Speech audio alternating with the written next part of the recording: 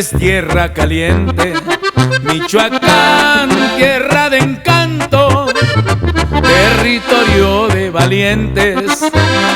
Demuestra estar Turicato, donde a Uriel Velázquez Reyes este corrido le canto. Le gusta todo lo bueno, aunque empezó desde abajo, detesta lo más o menos, pues le ha costado trabajo luchar en todo terreno a costa de los fracasos. Lo bueno siempre es notable, no importa cuál sea la pose. La vida a Uriel quiso darle lo mejor de un solo golpe, tras de un tiempo batallarle, su gente lo reconoce.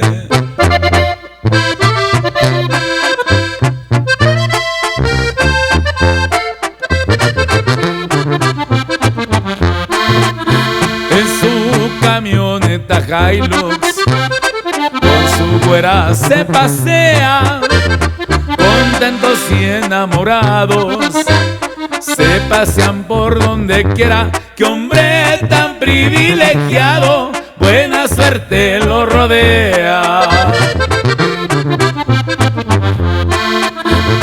Una vez la policía a Uriel había detenido, yo no sé por qué sería, solo él sabrá los motivos. Los riesgos son día con día, más si andas en el peligro. Le dice a Tarcisio Reyes: casen, avísenle al flaco que me atoraron las leyes.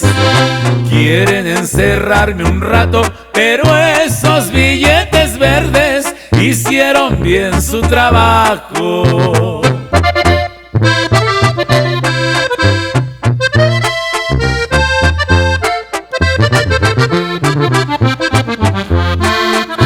Bonito cuerno de chivo, de china bonita pieza, también una 4-5, por si algo más se atraviesa, lo protegen del peligro. Uriel sabe lo que pesa.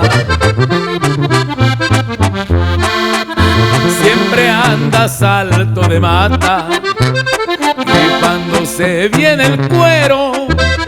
Yair siempre lo acompaña, hermano y fiel compañero. Los dos son de buena casta, amigos leales, sinceros. Desde el rancho del Huicumo, de donde su madrecita, de allá les manda un saludo. Tierra sagrada y bendita, sus padres son su grande orgullo, Don Panchito y Carmelita.